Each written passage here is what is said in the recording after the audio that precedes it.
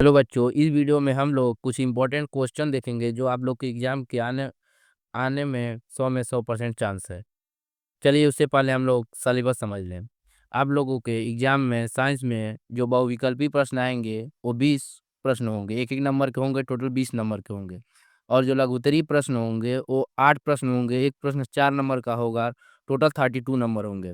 और जो दीर्घोत्तरीय प्रश्न होंगे वो 3 प्रश्न होंगे, 6 नंबर के होंगे, जो 6 नंबर के एक प्रश्न होगा, जो टोटल जोड़ करके 18 नंबर के होंगे। अब आइए हम लोग इंपॉर्टेंट क्वेश्चन देखते हैं।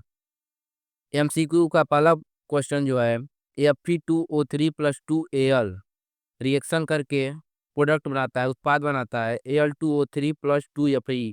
पूछ रहा है किस प्रकार की अभिक्रिया है।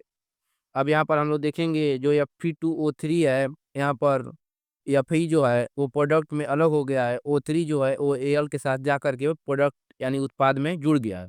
तो ये किस प्रकार की अभिक्रिया है? यह एक विस्थापन अभिक्रिया है। सेकेंड क्वेश्चन देखेंगे, एक बिलियन का पीएच मान 7 है, वो बिलियन है, वो कौन सा बिलियन होगा? उदासीन बिलियन होगा। अगर पीएच वैल्यू 7 से कम रहेगी तो एसिड होगा, अगर ज़्यादा होगी तो बेस होगा। एसिड मतलब अम्ल होगा और 7 से ज़्यादा रहेगी तो क्षारीय होगा। प्रश्न नंबर 3 है, एंटीमनी क्या है? यानी एंटीमनी धातु है कि उपधातु है? तो एंटीमनी क्या है? उपधातु है। फोर्थ क्वेश्चन है, पीतल है, पीतल क्या है? पीतल एक मिश्र धातु है। क्वेश्चन नंबर 5 है, एल्केनो का सामान्य सूत्र है, एल्केनो का सामान्य सूत्र क्या है? CnH2n प्लस 2 है। अब यहाँ पर केमिस्ट्री का क्वेश्चन खत्म होता है, अब फिजिक्स का क्वेश्चन देखते हैं हम लोग। पहला प्रश्न है, समतल दर्पण की फोकस दूरी होती है, समतल दर्पण की फोकस दूरी अनंत होती है।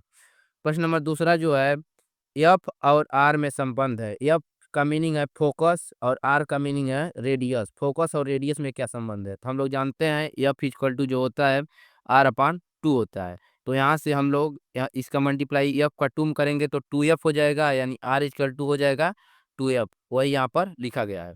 अब थर्ड प्रश्न जो है, जो बहुत ही महत्वपूर्ण है, निर्वात में प्रकाश की चाल होती है। निर्वात में प्रकाश की चाल कितनी होती है? 3 × 10⁸ मीटर प्रति सेकेंड, 3 × 10⁸ मीटर प्रति सेकेंड होती है। क्वेश्चन नंबर फोर्थ है, स्वस्थ आंख के लिए दूरबीन होता है। स्वस्थ आंख के लिए दूरबीन कहाँ होता है? अनंत पर होता है। और प्रश्न नंबर 5 है, स्पष्ट दृष्टि की न्यूनतम दूरी क्या होती है? स्पष्ट दृष्टि की न्यूनतम दूरी जो होती है 25 सेंटीमीटर होती है। अब आइए बायोलॉजी के कुछ क्वेश्चन देखते हैं। बायोलॉजी का पहला प्रश्न है, मुकुलन पाया जाता है। मुकुलन किस में पाया जाता है? तो हाइड्रा में पाया जाता है। प्रश्न नंबर 2 जो है, स्वपोषी पोषण के लिए आवश्यक है। स्वपोषी पोषण के लिए क्या आवश्यक है? सूर्य का प्रकाश, क्लोरोफिल, CO2 और जल। ये सभी चीजें ऑप्शन में दिए गए होंगे, हम लोग को सभी पर टिक कर देना है। अब प्रश्न नंबर 3 जो है, केवल जल में घुलनशील है। जल में जो घुलनशील विटामिन है वो विटामिन सी है। और भी कई विटामिन है जो जल में घुलनशील है, लेकिन जो विटामिन सी है वो ऑप्शन में होगा, आप लोग टिक कर देंगे। मनुष्य में वृक्किक एक तंत्र का भाग है जो संबंधित है। वृक्किक एक तंत्र का भाग है, किससे संबंधित है? उत्सर्जन से संबंधित है।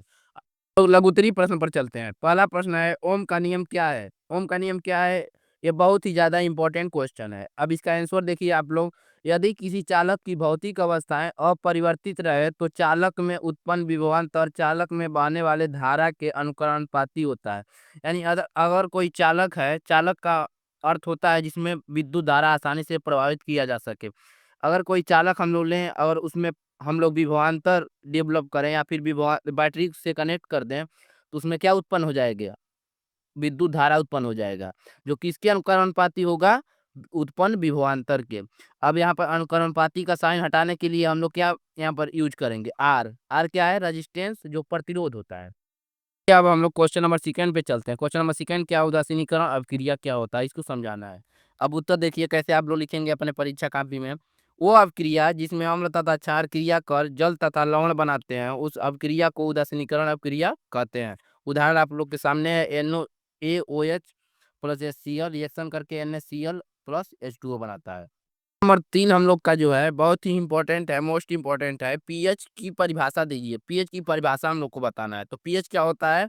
ये हाइड्रोजन आयन की सांद्रता का ऋणात्मक लेगोरिथम का मान होता है। जो पीएच होता है वो क्या होता है? हाइड्रोजन आयन की जो सांद्रता होती है उसके ऋणात्मक लेगोरिथम का मान होता है। पीएच इक्वल टू जो होता है -H3O+ होता है।